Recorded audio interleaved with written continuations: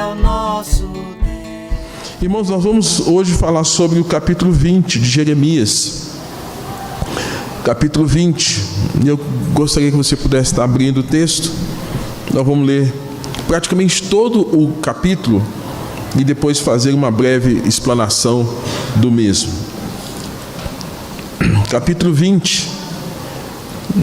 Acompanhe na sua Bíblia, apenas para que você seja orientado, praticamente do verso 1 até o verso de número 6, é uma descrição sobre Passur. Passur, quem é Passur? Passur foi o presidente do templo. No contexto do Velho Testamento, havia também uma liderança do templo. Lembrando que primeiro foi a questão do tabernáculo, nos dias de Moisés, o templo foi construído a partir de Salomão, né? Davi comprou o terreno, Salomão construiu o templo, né? E havia toda uma organização no templo. E apesar da divisão do reino de Israel, o reino do norte, Israel tendo como capital Samaria, o reino do sul, Judá tendo como capital Jerusalém. É nesse contexto do reino dividido que acontece esses eventos. Por isso aqui há uma repetição de Judá e Jerusalém. Judá e Jerusalém como referência de todo esse conflito que está acontecendo de apostasia, de abandono da fé, tá? Então, do verso 1 ao verso de número 6, está falando de Passur, que é esse presidente do templo, como fosse o líder, como se fosse o pastor da época, tá? E do verso de número 7 em diante, até o fim, está falando do que Jeremias está enxergando daquilo tudo. Como é que Jeremias está diante daquilo tudo? Só para que você entenda a descrição do texto, tá bom? Passur, filho do sacerdote Imer, que era presidente da casa do Senhor, ouviu a Jeremias profetizando essas coisas. Então feriu Passur ao profeta Jeremias e o meteu no tronco, que estava na porta superior de Benjamim, na casa do Senhor. No dia seguinte, Passur tirou a Jeremias do tronco. Então lhe disse Jeremias: o Senhor já não te chama Passur, e sim terror por todos os lados. Pois assim diz o Senhor: eis que te farei ser terror para ti mesmo e para todos os teus amigos. Estes cairão à espada de seus inimigos, e os teus olhos o verão. Todo Judá entregarei nas mãos do rei da Babilônia. Este os levará presos à Babilônia e feri-los à espada. Também entregarei toda a riqueza dessa cidade, todo o fruto do seu trabalho e todas as suas coisas preciosas, sim, todos os seus tesouros. Reis de Judá entregarei nas mãos de seus inimigos, os quais hão de saqueá-los, tomá-los-ás, levá-los à Babilônia.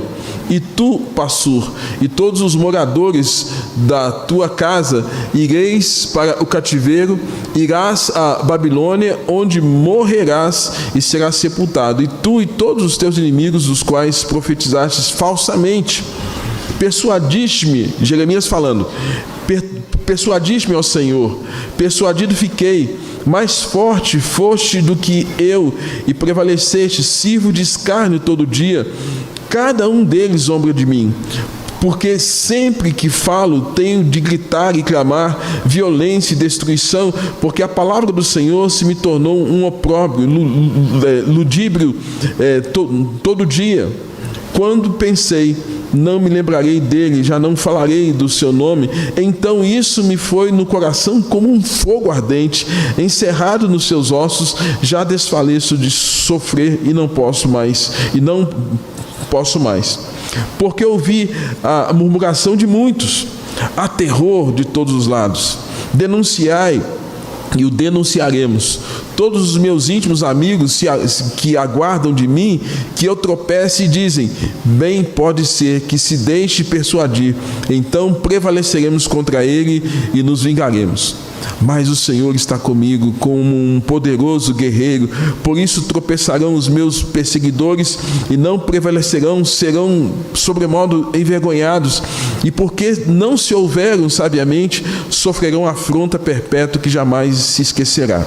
Tu, pois, ó Senhor dos exércitos, que provas o justo, esquadrinhas os afetos e o coração, permite veja eu a tua vingança contra eles, pois eu te confiei a minha causa. Cantai ao Senhor, louvai ao Senhor, pois livrou a alma do necessitado das mãos dos malfeitores. Maldito o dia em que nasci, não seja bendito o dia em que me deu à luz a minha mãe.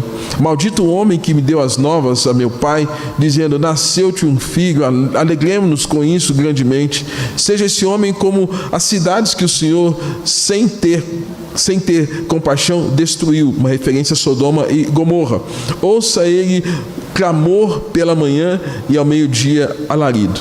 Porque não me matou Deus no ventre materno, porque a minha mãe não foi a minha sepultura, ou por permanecer não permaneceu grávida perpetuamente, porque saí do ventre materno tão somente para ver trabalho e tristeza, para que se consumam de vergonha os meus dias, até o verso 18. Vamos orar mais uma vez. Pai Santo, rogamos-te, ó Deus, compreensão da palavra e, ó Deus, aprendizado com aquilo que ela nos traz, de coisas que fizeram de ruim, que possamos não repetir, de coisas que fizeram boas, que possamos aprender e aplicá-las à nossa vida com a Tua direção. E ajuda-nos, ó Deus, a suportar as aflições do tempo presente, como Jeremias também teve que aprender a lidar com as aflições dos seus dias. Assim oramos e agradecemos em nome de Jesus. Amém.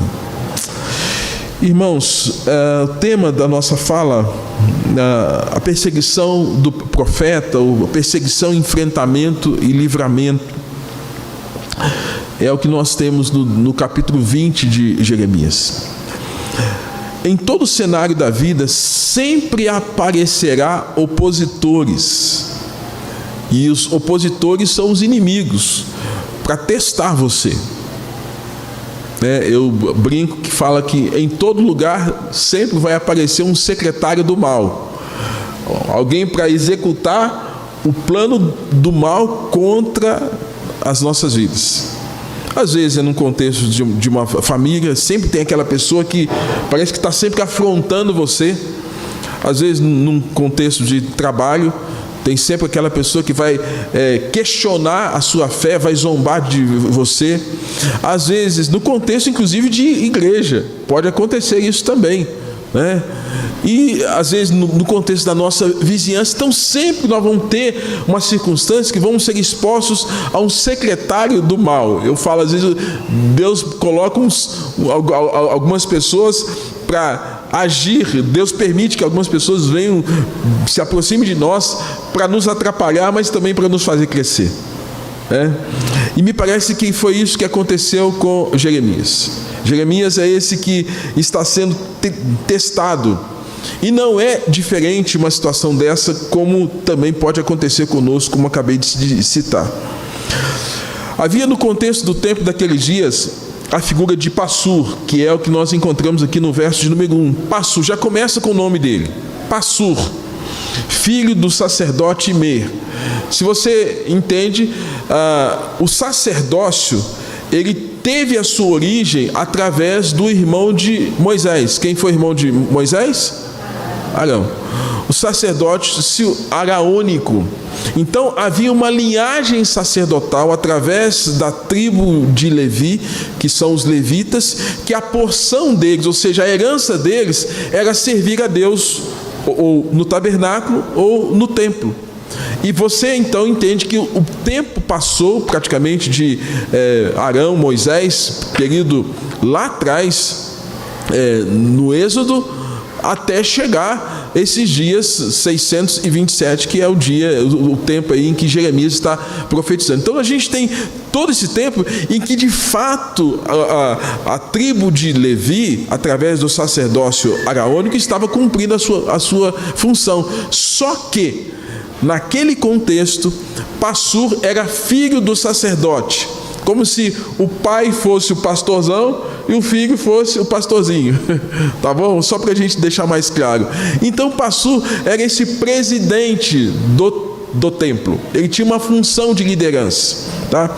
E esse Passur, então, filho do sacerdote, ele não estava conectado com Deus para entender o que Deus estava fazendo naqueles dias e falando ao povo por meio do profeta Jeremias. Imer era o presidente da casa. Passur, então, era esse que tinha também essa responsabilidade com a casa de Deus. Porém, irmãos, Passur ouviu a profecia de Jeremias. Se você voltar um pouquinho no capítulo 19, volta aí a sua Bíblia, para que você me acompanhe aqui em termos de raciocínio, para a gente chegar lá no capítulo 20. No capítulo 19, Deus tinha dado uma palavra para Jeremias. E diz assim: vai, compra uma botija de oleiro e leva contigo alguns dos anciãos do povo e os anciãos dos sacerdotes. Lembra que no capítulo de número 18, Jeremias foi mandado ir para onde? Para a casa do oleiro. Aí agora Deus está falando assim: agora você vai lá e compra um jarro. Compra esse jarro, né? E pega os anciãos, pega a liderança, os sacerdotes, né? E sai até o vale de Inom, né? Que está à entrada da porta do oleiro. Esse vale de Inom, né? Eu não sei aqui na região, aqui na região tem algum lixão? Aqui na região do oeste aqui, tem algum lixão? Onde é, Everton? Você que fez assim? Onde é o lixão? Descarte. Então, Inom é exatamente o lixão. Inom é um vale para descarte. Deus falou assim, e vai até Inom, que está à entrada, e apregoai ali as minhas palavras. Ou seja, Jeremias cumpriu tudo aquilo. Jeremias então deveria comprar a botija, descer até Inom, pregar, ajudar em Jerusalém e depois denunciar o pecado. E depois que ele pregasse, ele faria algo simbólico: pegar aquele jarro e jogar o jarro no chão e quebrar o jarro. Ele deveria fazer isso diante do povo e dizer para o povo o seguinte: Deus disse desse modo quebrará aquele povo e aquela cidade. Então a lição seria: olha, como esse vaso aqui, né, que eu comprei lá na casa do oleiro, está sendo quebrado, Deus vai quebrar a nação. Deus vai quebrar a nação, vai despedaçar a nação. Então seriam como esse vaso, né, que não poderia ser mais refeito e seria jogado os cacos também num outro depósito de lixo chamado Tofete. Tofete era um outro lixão, né? Tofete. Quando você vê esse nome na Bíblia, Tofete é um lixão, um depósito de lixo. Então Passur, ao ouvir aquela palavra de Jeremias, o que aconteceu? Passur falou: Deus vai fazer isso com a gente? Eu não aceito essa palavra. Parece que Passur já estava ligado à teologia da prosperidade, que não aceita a censura de Deus, né? Aquele povo que só acha que Deus só tem que fazer ficar rico, próspero, e que não aceita nenhum tipo de derrota, e aí tem que dar ordem para Deus, porque Deus está fazendo coisa errada. Passur falou assim: eu não aceito essa palavra. Não gostou. E a partir desse momento, ele passou a perseguir o profeta Jeremias. E essa perseguição implicou em ações de Passur. Então a gente está entendendo o capítulo de número 19, do que aconteceu no 19, e agora para a gente chegar no capítulo 20 e entender o que está acontecendo com o profeta. A minha pergunta aqui, se os irmãos de casa pudessem nos responder, mas Jeremias tinha feito alguma coisa errada? Não. O que ele estava fazendo? Pregando. O que ele estava dizendo? Gente, Deus está mandando dizer isso. Ele era apenas o quê? Um porta-voz da palavra. O que você é hoje? Você, como membro da Igreja de Cristo, você também é um porta-voz. Nós somos arautos. Nós somos os mensageiros, nós somos os embaixadores. Que mensagem a gente tem?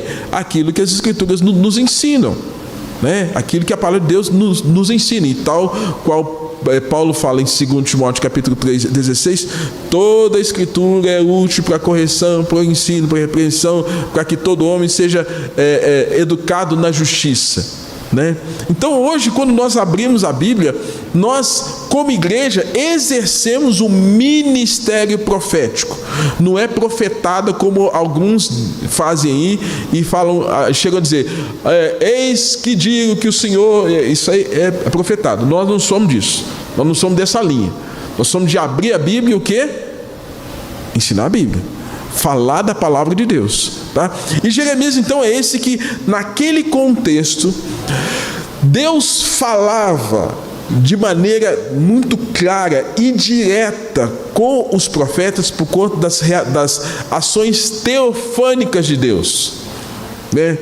Deus tinha um modus operandi de se manifestar falando diretamente. A voz de Deus era ouvida e o profeta reproduzia aquilo, escrevia aquilo e comunicava aquilo ao povo, né? Então é nesse contexto que Jeremias está vivendo. Então, quando ele traz essa palavra de que Judá e Jerusalém seriam como aquela botija quebrada, o presidente do templo, da casa de Deus, não gosta. Aí, gente, a gente começa a ver o seguinte: a perseguição sobre o profeta. A gente tem que entender o seguinte: o que está acontecendo aqui é que quando pessoas não conseguem discernir a vontade de Deus, quando pessoas não conseguem discernir a palavra de Deus, e Paulo vai ensinar que o homem natural, quem se lembra? Não aceita as coisas de quê?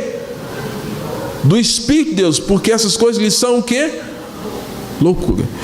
O homem sem Deus, ele não vai entender verdades eternas, a não ser que Deus abra os olhos, abra os ouvidos, abra o entendimento, porque sem o discernimento das coisas espirituais vai ficar a mente natural, e a mente natural não discerne as coisas do Espírito. Então, independente de pastor aqui ser alguém que estivesse ligado ao sacerdócio, mas parece que pastor era alguém que estava cumprindo uma função sem ter um senso de vocação, sem ter um senso de chamado, sem ter a percepção de fato quem era Deus. Talvez ele ligou a questão no modus que a gente fala, ligou no piloto automático e foi fazendo, sem ter o quê? Entendimento, discernimento daquilo que Deus queria acerca da nação de Israel.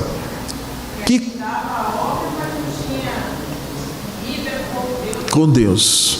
Então era alguém que estava conectado à execução das atividades do templo, mas não tinha mais aquela vida, aquela devoção, aquela comunhão com Deus, a intimidade com Deus. Então, modus automático ficou operante, apenas no modo operativo, porque não tinha conexão com Deus. Era essa a realidade. Então, por conta disso, a palavra que Jeremias trouxe de que Deus humilharia a nação, porque quebrar seria um ato de ser humilhado, ele não gosta. E aí, gente, descrevendo o texto, vai dizer que a partir desse momento Jeremias passou a passar por níveis absurdos de perseguição. Isso aconteceu com Daniel, isso aconteceu com os amigos de Daniel, isso aconteceu com Elias, isso aconteceu no contexto do Novo Testamento com os apóstolos, isso aconteceu com o nosso mestre maior, com Jesus. O que Jesus Cristo fez para gerar tanto ódio nos judeus, nos romanos contra ele? Ele falava da graça, ele falava do amor, ele curava pessoas, mas as pessoas não tinham discernimento, não tinham ouvidos, não tinham olhos espirituais. É exatamente isso que está acontecendo. A perseguição implicou, passou, Segundo texto, verso 2, ele feriu o profeta. Segundo, Passur pega o profeta Jeremias, o enviado de Deus, e coloca Jeremias num tronco, à vista de todo o povo. Um momento de vexame, de vergonha, de exposição vexatória. Jeremias, então, irmãos, diante desse quadro, ele vai se pronunciar. E a partir do verso de número 3, ele vai dizer assim, que vendo aquele quadro e o que Passur estava causando contra ele, ele diz assim: Passur, o seu nome não mais será Passur, mas será terror por todos os lados. Significa, você é um tirano, você é um déspota, você é um opressor. As suas ações contra mim se mostram absurdas, você é um terror. E amados, aqui, até esse momento, Jeremias está fazendo um diagnóstico claro. E nós sabemos que todo aquele que se opõe às verdades eternas de Deus, o Novo Testamento, nas palavras de Jesus, nos ensina: quem comigo não ajunta, espalha. Então, Passur, que deveria estar ladeado a Jeremias, Passur estava contra aquilo que Jeremias fazia em nome do Senhor. E aí ele falou: Passur, seu nome não será mais Passur, mas terror por todos os lados. E aí, ao invés de Jeremias recuar diante da mensagem que ele havia dito, ele reafirma. E no verso de número 6 ele fala assim: entregarei nas mãos de seus inimigos, tomarão vocês e os levarão para a Babilônia. Verso 6 fala assim: e tu, Passur, será cativo da Babilônia, onde morrerás, e teus inimigos, como falsos profetas, também serão aniquilados. Ou seja, Jeremias não abre mão daquilo que ele recebeu de Deus para comunicar. Eu citei na semana passada o quanto Pedro e João também fizeram isso. Vocês se lembram que eles curam o coxo à porta do templo? E após a cura daquele coxo, Atos capítulo 3, há um alvoroço, as pessoas ficam espantadas porque aquele homem foi curado. Chega aos ouvidos das autoridades, que mandam prender Pedro e João e tentam cercear a liberdade de Pedro e João, mandando que eles fossem presos, depois soltos, e falam: vocês vão ser soltos, mas a partir de agora, cala a boca, fica quieto. Aí Pedro e João falaram assim: nós não podemos deixar de falar daquilo que vimos e ouvimos. Pode fazer qualquer coisa, mas nós não vamos calar a nossa boca. Jeremias faz a mesma coisa. Ele não se cala diante daquela mensagem que ele tinha que comunicar àquele povo. E ainda fala: olha, o resultado de toda essa oposição, que não somente Passur, mas Judá, Jerusalém, Israel como um todo estava tendo contra Deus, causaria em Deus agora tamanha ira, que Deus levantaria um opressor, que seria a Babilônia, Nabucodonosor, para ser a sentença de Deus sobre Israel. E aí, gente, isso gerou um estado de angústia no profeta. No verso de número 7, começa então, percebemos o que está acontecendo com o profeta diante desse fato, dessa narrativa. Vamos ler junto aqui, os irmãos? Vamos lá? 7. Persuadiste-me, ó Senhor, e persuadido fiquei. Mais forte foste do que eu e prevaleceste. Sirvo de escárnio todo dia, cada um deles zomba de mim. Se fosse você, o que você faria nessas condições? Perseguição, oposição, maus tratos físicos, colocado no tronco, você exposto a um nível de vexame, estão ferindo você, estão zombando de você, o que você faria? Ou, o que você tem feito? Tem hora que o sangue sobe, né? Tem hora que o sangue sobe, às vezes a nossa reação quase que é de revide, né? Jesus já nos ensinou lá atrás que às vezes, ou às vezes não sempre, quando alguém bater a nossa face, vai ter momentos que a gente vai ter que dar outra. E Jeremias é aquele irmão, irmãos, que quando está passando por tudo isso, ele fala algo tremendo. Ele fala assim: persuadiste-me ao Senhor e persuadido fiquei, mais forte do que eu prevaleceste, sirvo de escárnio todo dia, cada um deles zomba de mim. Jeremias está falando assim: Deus, o convencimento de que o Senhor trouxe sobre a minha vida acerca daquilo que eu devo fazer é tão grande, que nessa persuasão, que se a gente olhar para João capítulo de número 16, você se lembra lá que fala assim, que o Espírito Santo nos convence do pecado, da justiça e do juízo. E antes disso ele fala que o Espírito Santo é o nosso Consolador. Jesus falando que ele enviaria um outro Consolador. Se a gente nos remetermos para João capítulo 14, capítulo 16, a gente vai lembrar dessa frase, de que a ação de Deus na nossa vida é tão profunda, é tão convencedora, que Jeremias fala assim: eu fui tão persuadido por Deus acerca da minha vocação, do meu chamado, do que eu devo fazer, eu fui persuadido pelo Senhor e persuadido fiquei. Eu não fui convencido contrário de que aquilo que eu estou fazendo esteja errado, mas fui convencido de que nessa persuasão o que eu estou fazendo é certo. Eu estou sendo persuadido dia após dia por aquilo que Deus me ensina acerca daquilo que Ele é. E a despeito de toda oposição, de toda zombaria, eu estou mantendo, é como se Jeremias fala, eu estou mantendo meu senso de vocação. Isso aqui é interessantíssimo, irmãos. Jeremias tinha um profundo senso de vocação, mais forte que ele. Jeremias se sente escarneado, zombado todo dia, mas ele fala: eu fui persuadido. E essa persuasão que veio sobre mim é tamanha que, a despeito de qualquer sofrimento e perseguição que eu experimente, eu não abro mão daquilo que o Senhor tem me falado. Irmãos, um grande ensino para nós. Diante de perseguição, muitas pessoas desistem. Você se lembra lá que Jesus fala sobre a parábola das sementes?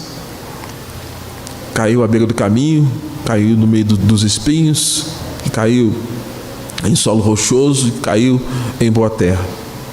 Em uma delas, Jesus fala de que há pessoas que às vezes ouvem a palavra, ficam encantadas, começa a brotar alguma coisa, mas em vindo a perseguição, logo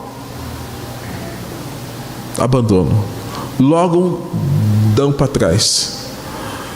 Eu não quero ser um profeta do caos para a igreja, mas pelo que eu entendo das Escrituras, ao longo de tantos anos lendo as Escrituras, os dias não serão bons daqui para frente, irmãos. Serão difíceis.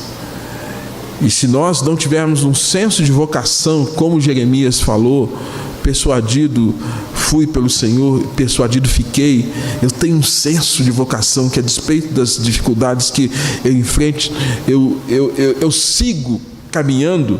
Se nós não tivermos um senso de vocação, nós podemos ser tal qual essa semente plantada no meio dos espinhos, que vem a fascinação, que vem as questões de oposição, de perseguição, os tempos difíceis, e vão sufocando a palavra, sufocando aquilo que o Senhor semeou, mas permitimos que algo sufoque e traga grande prejuízo. Então, isso me ensina. Jeremias não tinha previsto as tribulações que sofreria no cumprimento da tarefa, mas elas vieram. Se eu fosse contar cada luta que pastoralmente eu já passei ao longo desses 28 anos, 29 anos, fiz 29 anos de ordenação agora no dia 9 de fevereiro. Se eu pudesse contar cada uma delas, aí alguém poderia falar: pastor, como é que você consegue ainda continuar? Sabe por quê, irmãos? Senso de vocação, de obediência a Deus. Porque se a gente olhar aos olhos nus, você não faz. E eu tenho certeza que você também, até na caminhada cristã, se olhar a olhos nus, você não continua. Mas, amados, aquele que nos chamou é maior que nós. E o Espírito Santo que Ele nos concedeu é maior que nós. É o Espírito Santo de Deus agindo em nós. A graça de Deus já estava sobre Jeremias. E, amados, isso nos ensina o quanto Jeremias tinha que ter um senso de vocação. Por causa da palavra, irmãos, ele tinha a impressão de ter sido enganado. Mas ele falou, tornou um opróbrio, um ludíbrio, que é o que ele diz aqui, deixa eu ver aqui, no verso de número 8, ele fala assim: porque sempre falo, tenho que gritar e clamar, violência e destruição, porque a palavra do Senhor se me tornou um opróbrio, um ludíbrio. Ou seja, ele estava pregando, mas as pessoas estavam olhando para ele e falando: o que você está falando? Que loucura é essa?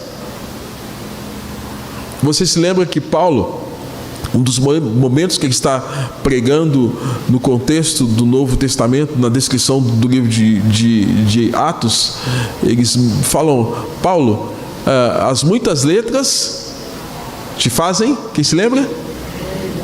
Paulo, você está louco? Você está louco? Você está louco? Você está bem da cabeça? Porque aquilo que Paulo está falando está confrontando o estilo de vida, a ética, valores, a pseudo-teologia que estava na cabeça deles, as filosofias, todas elas de influência grega, de influência pagã. E Paulo está confrontando, falando: olha, Jesus Cristo veio, Jesus Cristo morreu na cruz, ressuscitou, Ele tem uma palavra de vida eterna. E, gente, Paulo, o que é isso que você está falando? As muitas letras estão te fazendo você ficar louco. Um dia eu ouvi isso. Tempo que eu estava muito cansado e eu estava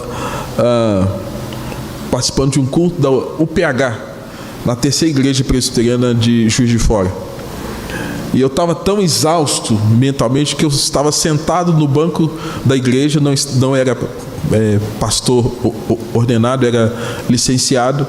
Eu estava sentado, irmãos, eu fui caindo assim, ó. Eu tive um apagão dentro da igreja. Caí. Apaguei. Aí correram, me levaram no hospital. Aí eu vi um taxa de glicemia, glicose, aquela coisa toda, e estava baixo. Eu estava no estado de exaustão. Aí alguém depois me falou: ô Ginei, nossa, você estuda muito, você lê muito, para com isso, rapaz. Para com isso. E gente que não deveria falar isso comigo, né? Talvez você está trabalhando muito, diminua. Alguma palavra que quando a gente é novo, a gente fica cheio de gás, né? Entusiasmado para fazer tudo, né? Irmãos, Jeremias ouviu essas coisas, né? Ele falou: Senhor, eu me tornei opróbrio, motivo de zombaria para com as pessoas, porque eu levo a tua palavra. E apesar da dor e do sofrimento, o fato de ser perseguido, Jeremias não aceita a hipótese de deixar de pensar ou falar das coisas de Deus, né? A palavra de Deus nele exerceu uma pressão tão grande que ele não podia resistir. Se você olhar em Amós capítulo 3, verso 7, né? Aí Amós 3, 7 fala assim: falou o Senhor, quem não profetizará? Quando Deus fala alguma coisa, como é que eu não vou reproduzir aquilo que Deus colocou na minha boca para dizer? Se Deus ministrou, se Deus falou, como é que eu vou fechar a minha boca? Então Jeremias é esse, irmãos, que não abre mão daquilo que Deus colocou na sua boca para falar. E aí, no verso 9, ele fala assim: quando pensei, não me lembrarei dele e já não falarei do seu nome, então isso me foi no coração como fogo ardente, encerrado nos meus ossos, já desfaleço de sofrer, não posso suportar. É como se Jeremias fosse tomado de uma compulsão interna. Eu não posso deixar de falar, eu não posso deixar de comunicar, apesar desses momentos difíceis. Amados, é o que também nós temos que entender. Pandemia, não vamos estar mais num contexto de liberdade de contato com as pessoas, mas a gente não pode deixar de falar, não pode deixar de comunicar essas verdades, porque é a palavra que transforma o pecador, é a palavra que confronta o pecado para trazer a correção e a redenção, a salvação. Jeremias foi tomado então por essa compulsão interna de falar aquilo que ele não conseguia negar por ordem de Deus à nação. Ele não tinha como não pregar isso. Voltando para o Novo Testamento, o apóstolo Paulo ele chega a dizer assim: se anuncio o Evangelho, não tenho que me gloriar, pois sobre mim tem um peso, pesa essa obrigação. É o que Jeremias está falando. Não posso, não tem como. Então, meu irmão, minha irmã, você pode até falar assim: pastor, mas eu não sei ter os argumentos que um evangelista, um pastor tem para falar de Deus para as pessoas. Eu já disse aqui, fale de maneira simples, ore. Você quer que eu ore por você? Faça uma oração. Apenas leia um texto e peça que Deus ministre sobre a vida de quem ouviu, mas não deixa de falar, porque sobre nós pesa essa obrigação. E a pandemia, nesse momento que nós estamos passando, não nos isenta de deixar de pregar, porque a pandemia está aí. Mas a pandemia pode ser uma grande oportunidade para levar a palavra a pessoas que estão num quadro de desespero. Se nós ficamos assustados, imagina quem não conhece Deus. Então, o oportunidade que você tem de falar. Na perseguição, irmãos, Jeremias se torna refém das próprias palavras que são vistas como um insulto aos judeus. Pois onde já se viu sermos um povo derrotado? Os israelitas estavam pensando: onde já se viu nós, o povo da aliança, nós, o povo da revelação, sermos derrotados e levados cativos para Babilônia? Onde já se viu isso? E aí o povo começa a murmurar, a reclamar. E aí muitas pessoas começam a abandonar o profeta. Ele fala assim: eu estou sendo abandonado. Todos os íntimos amigos aguardam que eu tropece, desejam puni-lo e em cima das suas palavras. Jeremias é esse, irmãos, que vivenciou a partir disso um estado de angústia. O que eu quero que você comece a entender? Jesus disse assim: no mundo tereis aflições. E ele encerra a frase curta e pontual: mas eu venci o mundo. Confia nisso. As aflições não foram objeto de... Jesus não nos enganou dizendo que nós não teríamos dificuldade. Ele não nos enganou. Ele falou: vai ter dificuldade, né? Às vezes essas dificuldades, elas vêm sobre nós, e se a gente está num ponto de equilíbrio, essas dificuldades podem nos desestabilizar, tirar-nos desse ponto. E me parece, irmãos, que aquelas dificuldades foram se intensificando num grau de dificuldade cada vez maior, que em algum momento desestabilizou o profeta Jeremias. Aí a minha pergunta é: será que isso pode acontecer com você? Será que isso pode acontecer comigo? Será que isso pode acontecer com cada um de nós? Sim, pode acontecer conosco. Essas dificuldades podem vir sobre nós. E aí, se a gente pensar no que está acontecendo com Jeremias, esse pensamento que veio sobre ele, Jeremias vivenciou um pensamento dividido entre a confiança e a dura realidade do sofrimento que ele estava passando, onde ele questiona a sua existência. o profeta tem um momento de crise. Do verso 11 ao verso 18, eu quero destacar aqui esse pensamento que Jeremias passa a ter, que me fez levar a lembrar de um pensamento de um filósofo chamado René Descartes.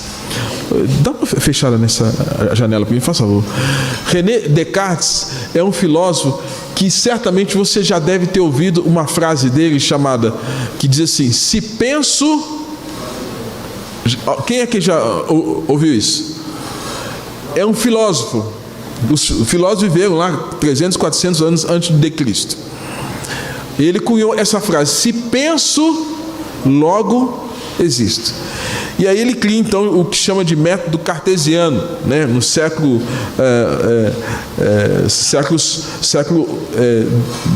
XVII. E a busca, esse pensamento é a busca pela certeza, né? Parece que ao contrário de Descartes, né, que fala, se eu estou pensando, se está vindo pensamento na minha mente, é um sinal que eu estou vivo, eu existo, né? O que aconteceu? Talvez todas essas dificuldades, todos esses problemas que vieram sobre a vida do profeta, trouxeram sobre ele um manto de escuridão. E esse manto de escuridão, né, vindo sobre o profeta, fez com que a mente dele, os pensamentos dele ficassem confusos. Pode vir isso sobre nós, gente? Pode. Se nós olharmos as palavras que Jeremias começa a dizer aqui, se a gente olhar assim, gente, esse homem não sabe nada de Deus, esse homem não tem experiência nenhuma com Deus. Isso nos faz pensar que por trás do profeta tinha um homem. Por trás do ministério tinha uma pessoa. Aí eu quero dizer, por trás dos nossos cargos tem uma pessoa. Por trás dos papéis sociais que nós representamos, marido, esposa, filho, vó, vô, pastor, presbítero, diácono, louvor, teatro da igreja, o que for, por trás de cada papel desse que a gente representa, papel social, tem uma pessoa. Por trás do profeta tinha o quê? Uma pessoa.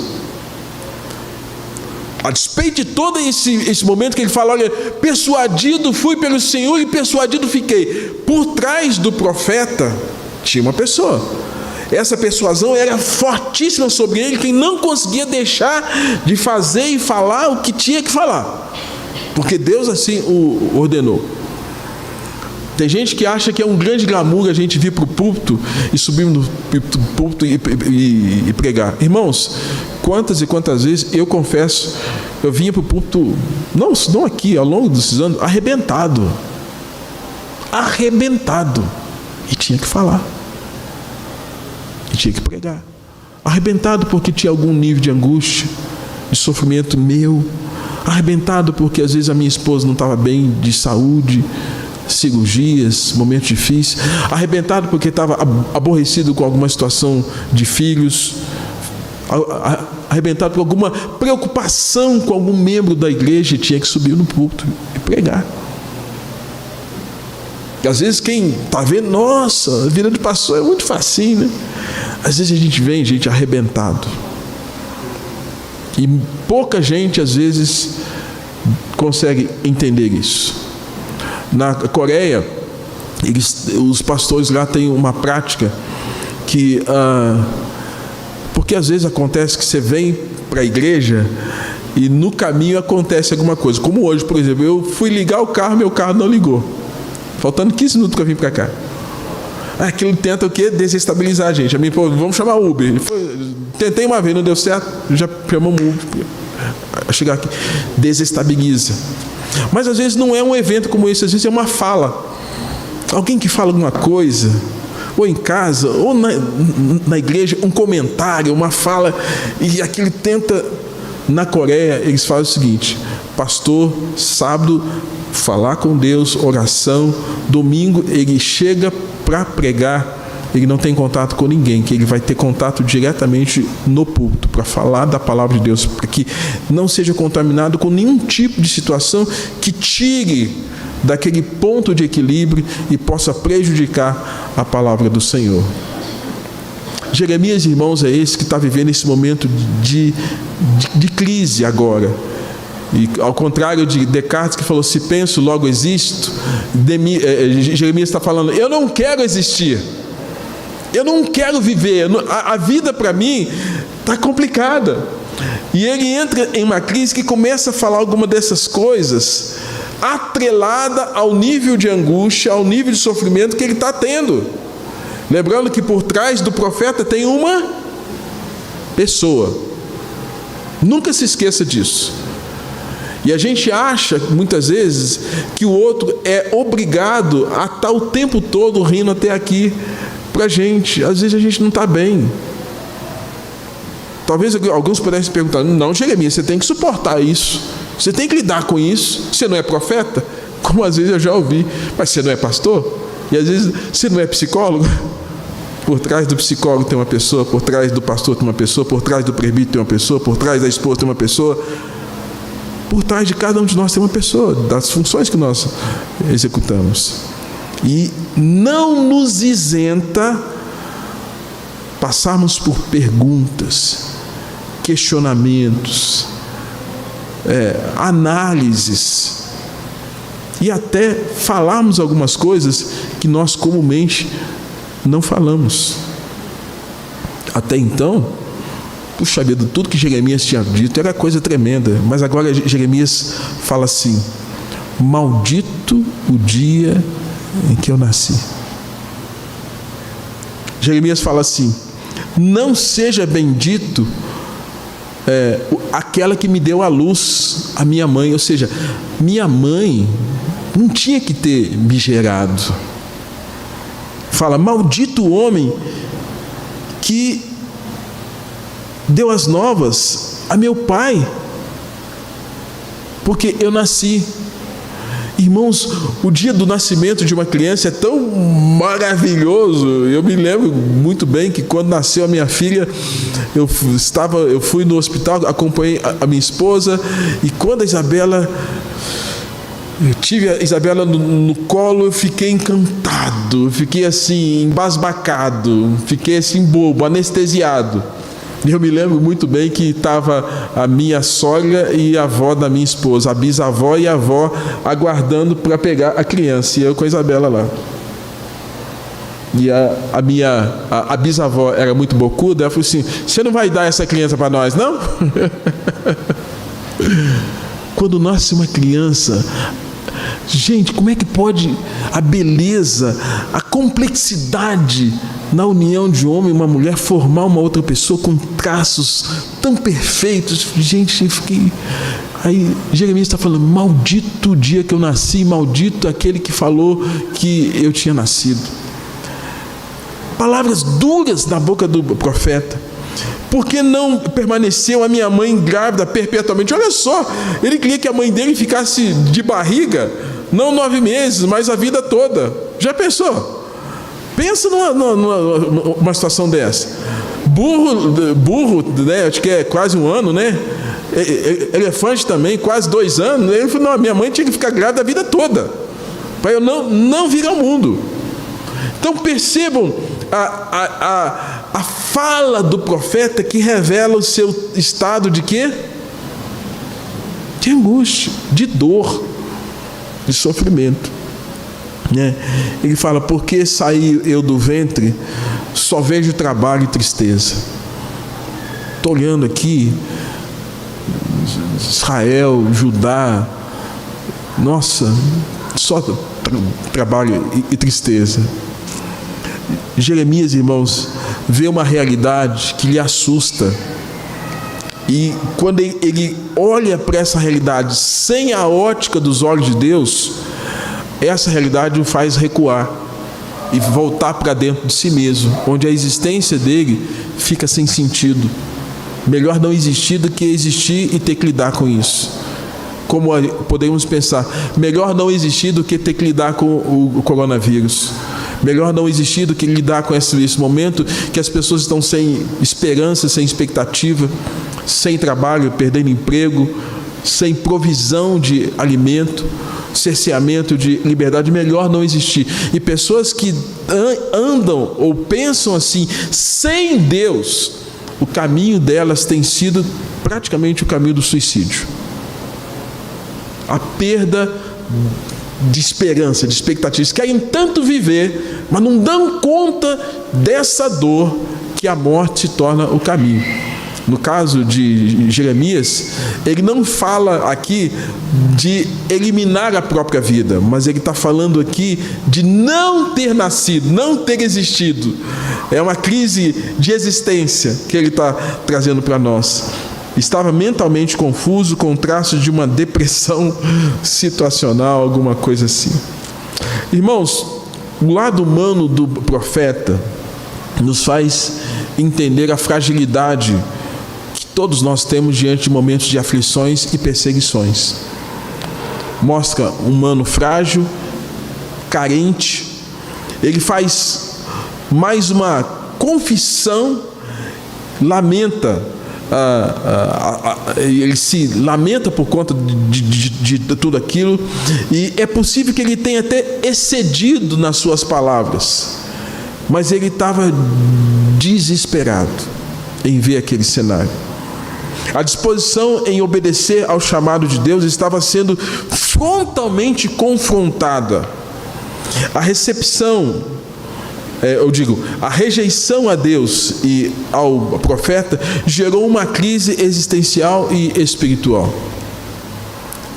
Confessando aqui, em 1996, eu estava pastoreando em São Paulo, Mirassol. Entrei num estado de angústia tão grande, porque você prega, você ensina, você ministra, e a devolutiva disso estava sendo muito pouca. Eu fiquei no estado de angústia, questionando meu chamado, vocação. Deus, será que é isso mesmo? Será que o Senhor me chamou mesmo para ser pastor? Porque pregava, esmerava, orava, santificava, fazia tudo, e o povo vivendo uma vida longe do Senhor. E foi um momento, irmãos, que Deus abriu caminhos para que eu pudesse ir para a Coreia do Sul. Aí Deus abriu o caminho de forma que eu pude fazer uma viagem para a Coreia, onde nós temos as maiores igrejas presbiterianas do mundo. Eu já compartilhei aqui com a igreja, 50 mil, 80 mil, 100 mil membros, igrejas, mega igrejas, reuniões de oração, 4, 5 horas da manhã, com 10 mil pessoas, 6 mil pessoas, né? Movimento de oração no país todo, a ética cristã perpassando ou ultrapassando as fronteiras da igreja, de maneira que o primeiro escalão da Coreia do Sul praticamente eram presbíteros da igreja. Dentre eles, o presidente era um presbítero da igreja, os ministros de Estado eram presbíteros das igrejas presbiterianas. Eu tive com 2, pelo menos, lá, ministro da Defesa e ministro da Educação. A gente pôde ter contato com essas pessoas que eram membros comuns de igrejas. Aí aquilo foi um reacendimento da minha fé, uma renovação espiritual, que eu pude ver Deus, o que Deus estava fazendo lá, e o quanto era importante nós aprendermos com aquela igreja que oração é o grande caminho para o reavivamento e para o realinhamento da nossa vida com Deus. E foi um momento assim, muito importante de renovo espiritual. Mas, irmãos, confesso que foi um tempo muito difícil, de crise. E é possível que você, como crente, também tenha suas crises, como Jeremias teve, seu lado humano, oposição, aflições, dificuldades. Mas nada disso, irmãos, como esse manto da escuridão, pode sufocar o seu chamado para servir a Deus, e tal qual a Bíblia nos ensina: vós, porém, sois raça eleita, sacerdócio real, nação santa, povo de propriedade exclusiva de Deus. E o lado espiritual desse profeta Esse outro lado, ou o outro lado da moeda na vida de Jeremias, foi o fato de que, apesar de todo esse momento de questionamento do profeta, Deus não o abandonou. Deus não se afastou dele. Jeremias foi esse homem que não foi abandonado pelo Senhor. Por mais que ele pensasse estar sozinho, o Senhor tinha o melhor para ele. E o verso de número 11 nos declara algo precioso. Quero que os irmãos leiam comigo esse verso. Vamos ler junto? Verso 11, vamos lá? Mas o Senhor está comigo como um poderoso guerreiro, por isso tropeçarão os meus perseguidores e não prevalecerão, serão sobremodo envergonhados, e porque não se houveram sabiamente, sofrerão a ponta perpétua que jamais se esquecerá. 12 também. Tu, pois, ó Senhor dos exércitos, que prova o justo e esquadrinhas os afetos e o coração, permite a tua vingança contra eles, pois te confiei a minha causa. Gente, Jeremias então está dizendo assim: apesar de eu estar dizendo essas loucuras, essas besteiras, Deus está comigo. É bem provável, irmãos, que você nunca tenha dito isso, mas alguns desses pensamentos podem ter ocupado a sua mente. Alguns desses pensamentos de pessimismo, de desastre, de destruição e de confusão pode ter passado por sua mente.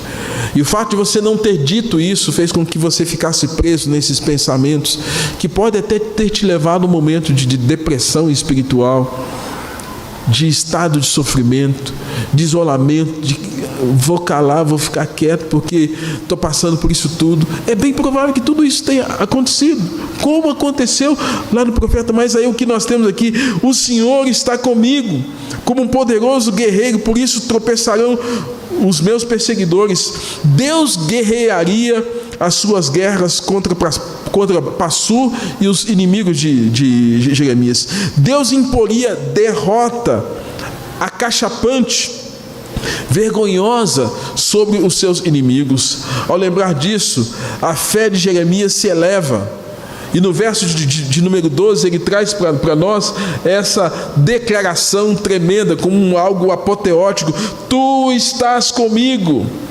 Tu, pois, ó Senhor dos exércitos, que provas o justo, esquadrinhas os afetos e o coração, permite que eu veja a tua vingança. Você se lembra do Salmo de número 23? O Senhor é meu pastor e nada me faltará. A tua vara e teu cajado me consolam. Preparas-me uma mesa na presença ou perante os meus adversários. Unges minha cabeça com óleo, o meu cálice transborda. Bondade e misericórdia certamente me seguirão todos os dias da minha vida, e habitarei na casa do Senhor para todo sempre. Gente, Davi está falando o que Jeremias falou nos Salmos, que mais consola as nossas vidas, que mais a gente lê e com frequência recorre no momento de dificuldade. Senhor, o Senhor está comigo. Jeremias é que faz essa declaração. Parece até um tanto antagônica entre o profeta que revela na sua humanidade um conflito e o profeta que fala: não, mas Deus não me abandonou. Eu posso estar tendo esses pensamentos confusos, mas Deus está comigo. Irmãos, a vida dele estava passando por todo aquele alvoroço de oposição, maldade, violência, exposição pública, por causa da sua obediência a Deus e rebeldia do povo. Jeremias se pergunta: o que eu estou fazendo aqui? Mas ele reconhece que Deus prova, permite que o justo seja provado, passe por testes rigorosíssimos. Não sei se você tem boa memória, um dos primeiros sermões que eu preguei aqui nos momentos de pandemia, quando começou tudo, foi sobre o texto de Coríntios que fala: se as nossas obras forem pau, palha, feno, pedra preciosa ou ouro, cada uma delas será provada pelo fogo. E eu continuo entendendo, irmãos, que essa palavra é muito viva nesses tempos de dificuldade. As obras de cada um vai ser provada pelo fogo. E o fogo tem sido as dificuldades, os flagelos, as provações. E Jeremias está falando, eu reconheço que Deus prova. Deus nos permite passarmos pelo fogo. Ele fala que esse Deus esquadrinha afetos e motivação do coração. Ele vai querer saber como é que a gente está diante desse momento de dificuldade, para ver qual a nossa verdadeira intenção, a intenção do nosso coração. A intenção do profeta, irmãos, era mais pura, a intenção dele era mais verdadeira, de levar Israel a reconhecer o seu pecado e trazer o seu povo de volta para Deus. E por mais que aquela mensagem fosse dura e incomodasse, era o remédio amargo que Deus tinha para curar a maldade da nação, o pecado da nação. Quando Jeremias chegou ao seu limite, ou o limite das suas forças, a maré mudou. E ele encontra forças para louvar a Deus, que é o que nós temos no verso de número 13. Quando ele diz assim, olha, apesar de tudo isso, ele faz como que uma petição: cantai ao Senhor, louvai ao Senhor, pois livrou a alma do necessitado das mãos dos malfeitores. Foi lido aqui o Salmo de número 56, 57, né? No início, que fala disso, que fala desse momento de dificuldade, mas do livramento que Deus dá. Jeremias está falando isso, olha, Deus livra. Quando Jeremias chegou ao seu limite, irmãos, das suas forças, Deus estava lá. E a Bíblia nos ensina em 1 Coríntios 10, 13, não nos veio tentação que não fosse humana, mas Deus é fiel e não permitirá que sejais tentados além das vossas próprias forças. Pelo contrário, juntamente com a tentação vos proverá o livramento, de sorte que possais suportar. Apesar do limite, cansaço, lamento, perseguição, Jeremias encontra forças para seguir em frente e diz: cantai ao Senhor, louvai o Senhor, pois livrou a alma do necessitado. A razão, o motivo de louvor de Jeremias, concluo. Primeiro, a confiança de que o Senhor estaria livrando. O Senhor livrou a alma do necessitado. Isso significa que espiritualmente Jeremias sentia-se fortalecido diante daquela perseguição deflagrada por seus inimigos e malfeitores, mas o Senhor estava com ele e o Senhor o livraria. Segundo, que Deus continuou sendo o motivo do louvor de Jeremias. Que Deus continue sendo o motivo do nosso louvor, apesar da pandemia, apesar dos tempos difíceis. E quem sabe tenha sido por esse motivo que lá em Lamentações, capítulo 3, verso 28, Jeremias falou aquela palavra tão preciosa que acalenta o nosso coração. Eu sou homem que viu a aflição pela vara do furor de Deus. Ele que fala isso. E ele também diz em Lamentações: quero trazer à memória aquilo que me dá esperança. Jeremias foi consolado, confortado e renovado. Mais à frente, vocês vão ver que teve outras aflições, mas ele não deixou de fazer aquilo que tinha que fazer. Amém, irmãos? Amém?